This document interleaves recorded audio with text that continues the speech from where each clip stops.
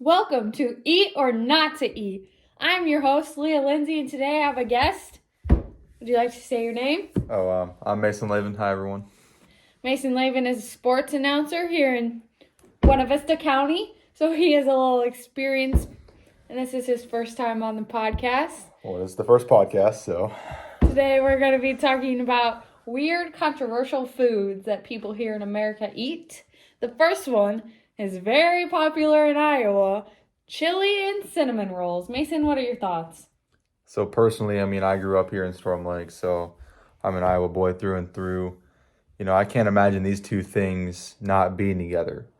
All my life, even golf tournaments, chili and cinnamon rolls. There's a chili tournament at the end of the year while it's cold, and you got to have a nice cinnamon roll to go with it. So, I can see why people, no, you know what? I can't see why people don't like it because it's just iconic.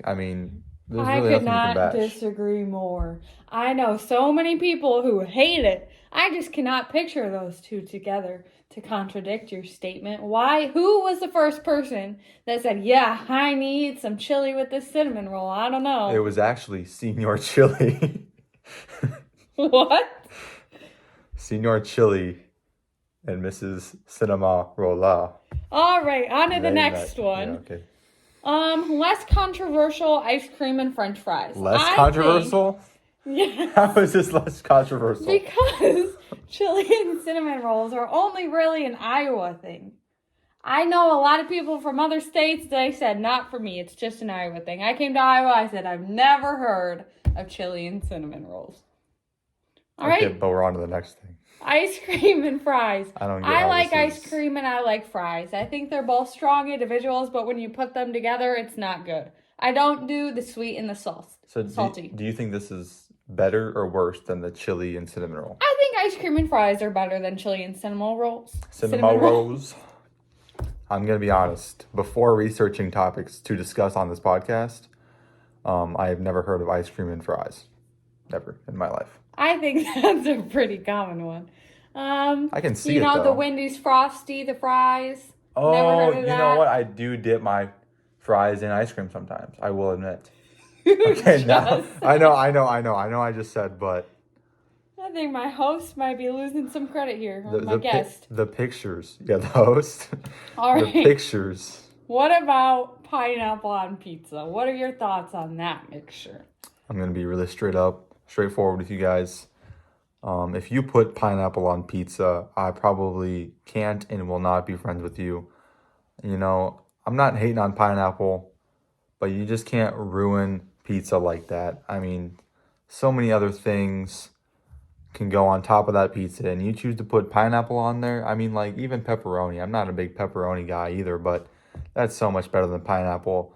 I get a veggie pizza every now and then, but pineapple, just leave it by itself. It goes with other things. I agree. Pineapple, one of the best fruits out there. Eat it all the time, but not mixed with tomato sauce and cheese. That is not for me. I understand the Hawaiian pizza with the ham. I just don't think it's a no-go for us on this podcast today. How about you? What's your next one, Mason? This one I want to bring up.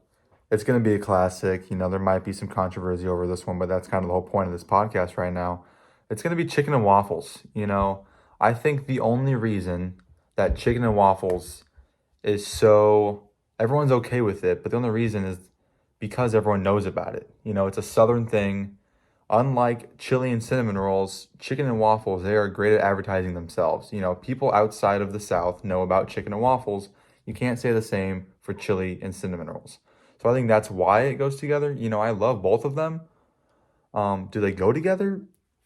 Maybe not. But I just think that more people are okay with it because they know about it. Coming from personal experience, when I was a little girl, went out to breakfast with my family, I'd order chicken and waffles just to get the chicken tenders. I didn't touch the waffles. They wouldn't let you order lunch foods at breakfast time, and I wanted the chicken tenders. I don't think they go together, and I know I've said that about a lot of these, but yeah, I just don't think waffles, the syrup. Maybe if the syrup isn't there, I'd be okay with it, but I'm not a fan of sticky and sweet, so just the chicken for me. I think we should start calling this podcast Why Leah Lindsay is So Picky. So, because so Well- far, I mean, you've disagreed about every one of these. One that I do like, spray cheese and celery. Now, this isn't the biggest controversy out there. I think some people do it. No, this It's a one's pretty nice big. change. The celery's crunchy. The spray cheese is a different texture. It's good. But I know a lot of people on here would rather eat peanut butter on celery. Which one would you prefer, Mason? You know, I agree with you on this that there is not as much controversy as the other ones, but that's only because I would say about 90% of the people do not like it. You know, I think it's rare to find someone like yourself who says that this is a good combination. Like you said, you know, peanut butter and celery, you know, ants on a log. Ants on a log. That's kind of yes. the, you know, the go-to, the iconic thing to put with celery. Raisins. Spray cheese. If you're gonna have spray cheese, you gotta have crackers with spray No. cheese. You're gonna put We're it on those talking crackers. celery here. We're not bringing in the crackers. I know, that's what I'm saying though. Like, you're not gonna put spray cheese and celery together unless you're in the middle of a desert and for some reason you have spray cheese and celery, and I don't know, you're just tired of the two separately. You're gonna put them together. But other than that, I can't see why you would put these two together. All right. Well, don't tell me you're one of those people that put ketchup on their eggs.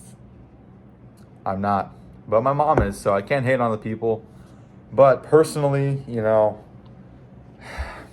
it's just a disgrace to the eggs community. I think so too. I think ketchup should be banned. I think it is the worst condiment today. I would not put ketchup on anything, and I stand by that. Whoa. So what do you dip your French fries in? Ranch.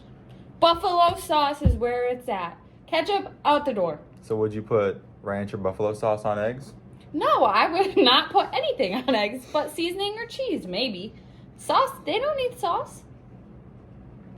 Guess I can agree with that. I mean, the ketchup take is a little outrageous, but Okay, ketchup and grilled cheese. How do you feel about that one? not a big fan of grilled cheese in general, but if you're going to have grilled cheese, you got to have tomato soup with it, not ketchup. I mean, I'm right there with you. it's just, Ketchup is not a substitute for tomato soup.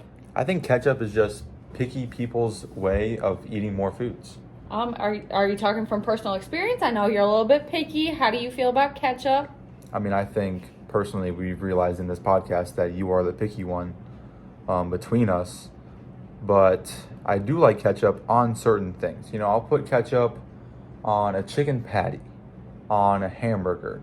I don't really dip French fries in ketchup just because I think French fries by themselves should be good, and if they are good, then they're worth eating by themselves. What about the ice cream with the French fries? Oh, you said you've done it. That's because ice cream is just the bomb.com. I don't know what to tell you, but All right, one more. Milk and ice. It's a thing they do up in the north. How do you feel about it? you know, I got a personal story for this one. Not up north, but down south actually. Took a trip to Mexico, and you know, I was just early morning, chillaxing. You know, I wanted something to drink, and I thought, you know what, I can go for a nice glass of milk. A nice glass of milk. Yeah, I don't know why you said it like that, but nice glass of milk. And they brought it to me with ice in it. And for a second, I didn't think it was milk because it had ice in it. I was like, what kind of dirty water is this? So that's my opinion on it. You know, if you put it together, I'm not even going to think that it's milk because those two, they shouldn't even be in the same conversation. They shouldn't even be in the same sentence. That's how opposite these two are. Maybe it's a cultural norm. Maybe we don't often do it here in America, but other places, that's how they have their milk.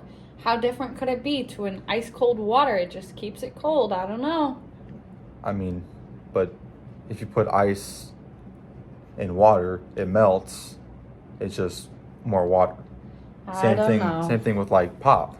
You know, it's mostly water. You put ice in things that are mostly water. Milk, to my knowledge, is mostly milk. So I don't think that putting ice in it and then watering it down would be any good. All right, today what we've learned is I would not eat many of these things. Mason might as well, but maybe not. Viewers or listeners, let us know what you would eat in the comments. Thanks for listening.